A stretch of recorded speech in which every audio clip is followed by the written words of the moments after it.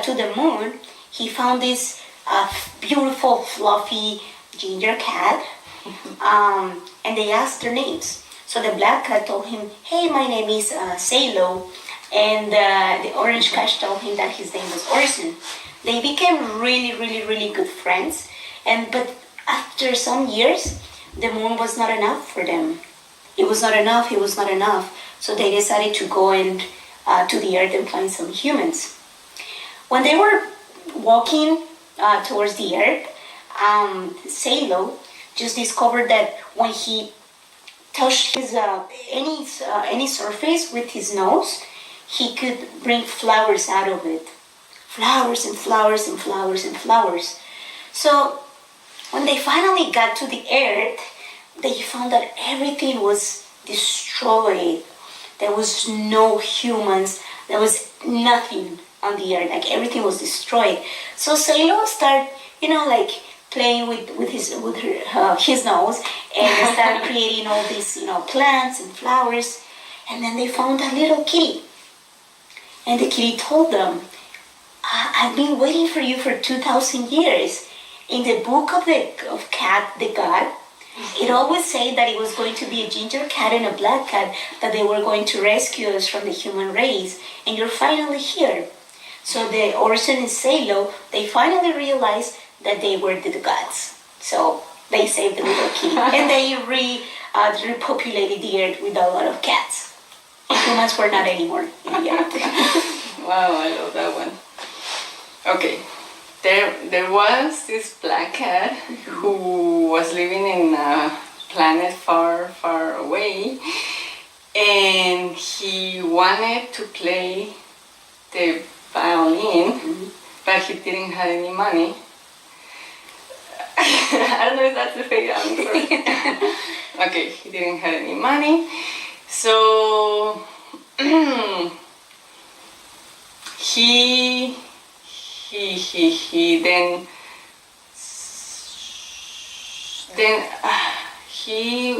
something with his nose. He saw that he could create flowers touching something, his nose. And by some reason he was running away until the moon, all the way to the moon, where he found this ginger cat. And this ginger cat, he said hi to the other one, the black cat, say, "What is your name?"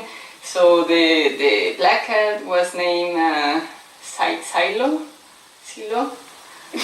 So, and the ginger cat was named Orson. And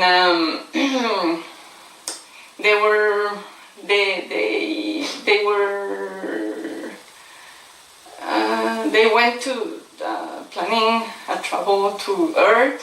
Somehow, something they wanted to go to Earth.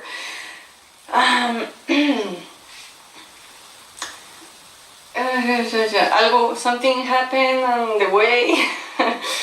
And then when they reached the Earth, they found out that there was nothing. There was like abandoned, or everybody was, I don't know if dead or whatever, but it was lonely.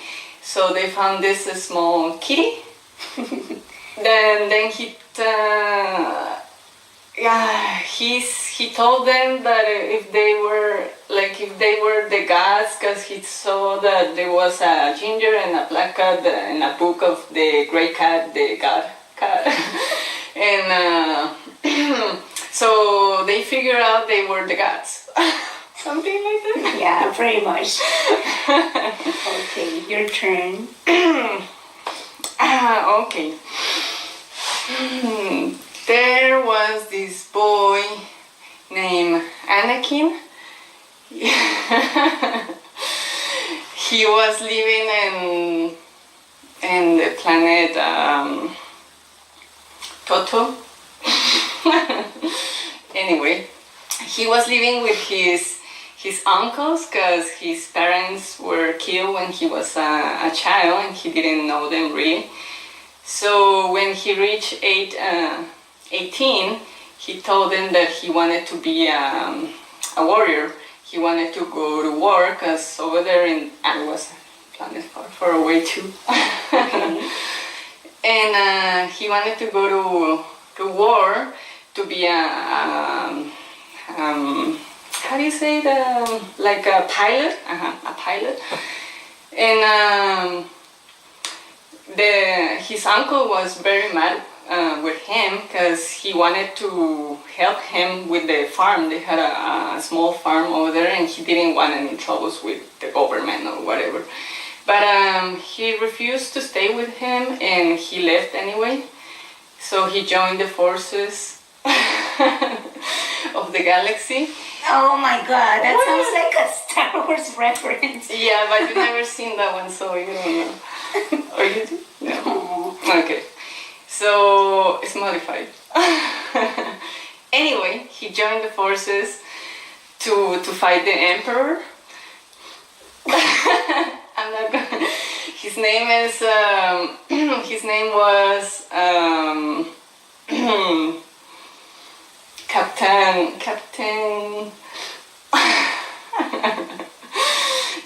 D. Okay. The Emperor. Oh, what's Emperor? Whatever. So he was fighting with the rebellion against the Emperor. So he was on a battle on space, and he figured out somehow that he had some kind of power, because every time that he wanted to hit someone, he always get his targets. It was like a weird feeling. He didn't know what was happening, but it was like a force inside of him. Okay. And he was in this final battle with the Emperor, and by any kind of thing, the Emperor, he could communicate with him through his mind. So he was telling him, to Anakin, that he should think deep inside of him. It's just too much of information. I know. Because there was something that was uniting them, the both of them. So he started thinking, and somehow he realized that he was his father, the Emperor. That's the end. Wow, that was a lot. There was a boy that was named Anakin. I'm sorry, Star Wars, I don't like that. So, it's not exactly. okay, so he went to a village and told his parents that he wanted to be a warrior. No, a pilot. No, a warrior. So he met his uncle, and they were. Oh, he was in a far, far away planet. Then he met his uncle, and they traveled together. And I honestly got lost the rest of the story until he found an emperor that was named Mr. D. Sir D or Dr. D, I don't know, like something with a D. And then you say whatever that I remember. And after that, when he was fighting or talking to the emperor, they just found that something was connecting them through the heart. And then he realized that it was his dad. Yeah? Yes. But his parents were in the village. Well, okay. Those weren't his parents, those were his uncles. Oh, didn't. Okay. Because his parents died when he was young. I mean, you didn't say that. I did. Yeah, oh, I'm sorry. Okay, well, that's what I remember. Okay. So deep stuff. Well, for this exercise, I think it's important to clarify that I have bipolar disorder. So my childhood was very chaotic. And for my family, sometimes I felt that they didn't understand what was going on with me. So I'm just gonna tell this particular memory. I was approximately, I think it was 8 years old. I always had a very hostile relationship with my dad. He abused me verbally a lot. He was not. He was very emotionally absent. However, he was the perfect husband, and he was a really outgoing person. So everyone loved him. Except, I mean, I loved him of course because he was my dad. But there was some times that I really hated him. So I remember that we were fighting, but I actually don't remember the reason. But I remember that I was in the living room, no, in the dining room. And there was my mom, my brother, and my dad, and I was fighting with him. And I remember that I was being rude because I was really mad. And I remember the three of them, they were using very difficult words, like saying that it was really difficult to deal with me, that living with me was a nightmare, that I had the most difficult personality ever. So they basically told me that everything was because of me. So I remember that day was very difficult for me emotionally because I actually felt that they didn't love me. So I always felt that I was an outsider, but that particular day it was too much. But since I didn't want to cry because I didn't want them to laugh at me or to tell me any more words, what I did is I went to the restroom. I found my mom's shaving blade. That's how you call them. I'm sorry, the English words. So that was the first time that I cut myself. They were very innocent cuts, but they actually became a coping mechanism that I've been trying to avoid since I was diagnosed 8 years ago. That was the first time that I cut myself, and I continued cutting myself for 10 years. So that was the story. And then the bottom line is that it became a coping mechanism because of the words that they told me, and that was combined with all my the roller coaster that was my life inside. So I'm gonna pretend that you are the three of them. So I'm gonna talk to my dad, which it's kind of I guess the hardest. I don't know. So I know you had a horrible childhood. I know my grandma abused you physically, verbally, and psychologically. But you're an adult, and you should know better that that's not the way that you talk to a little girl. She's only 8 years old. She doesn't know how the world works. So just try to be a good model. That's your job as a dad. You don't have to be an asshole. And if you're telling me that my personality is very difficult, you should look yourself in the mirror because you need to realize how messed up you are because you pretend to be perfect to other people, but you become a monster when you are close to your daughter. Although you don't hit me, you don't abuse me physically, I know that the only reason you don't do it is because my mom told you that if you do it, she's gonna divorce you. But I know that you don't hit me. It's only because of that, not because it's your desire. To my mom, to my brother, I was just he was just 14, so I guess he was just being the typical teenager asshole, so it's fine. I love him though. And my mom,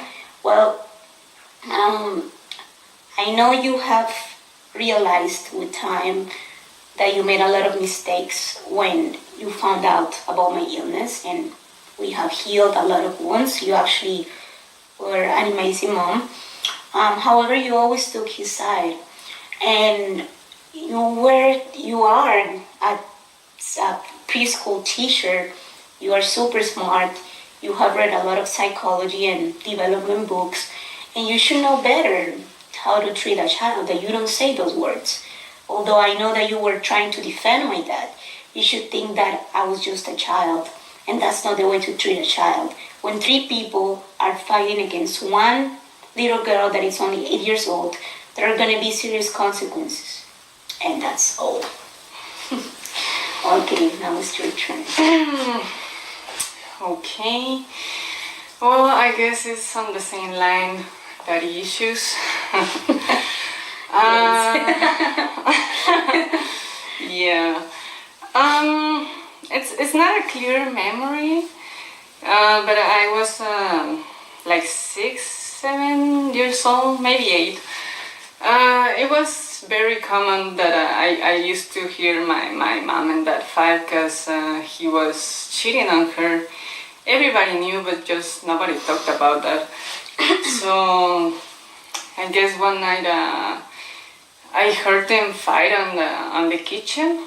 I was sleeping and the fighting, the yelling, and my mom crying, which was pretty hard. Was like I was just standing there in my room, just hearing them. I guess everybody was hearing them, but nobody said anything. How could we? So, well, I don't know. That was just like hearing them fighting. That was pretty usual, and and on top of that is because my dad is already dead. He died when I was 13 years old, and so it's like mixed feeling in that area because it's like I miss him, but he was he was really an asshole sometimes, most of the times. So what would you tell him if I was him? Well, if you were him, trying to be nice, me trying to be nice to you, I guess I would say something like, I don't even know. It's like I wish you were present because you never were there, not even with us. With my mom either. I don't know. I don't really think I have much to say. Just like I wish you weren't that asshole. To your mom or to you? No, to my dad. Oh, well, yeah. To my mom specifically, yeah, because I think she suffered a lot, because you I don't know if you trick her or you lied to her to take her to Mexico, because she was living in Los Angeles and you took it back to Mexico or to a little town that it didn't have anything, not even a restroom, and I know that she must suffer a lot. And even when we were around, she was still suffering. So yeah, to her specifically. For us, you never went. I mean, you never were mean, like hitting me on anything, which is nice, I guess. But you weren't at all. All right, so that was the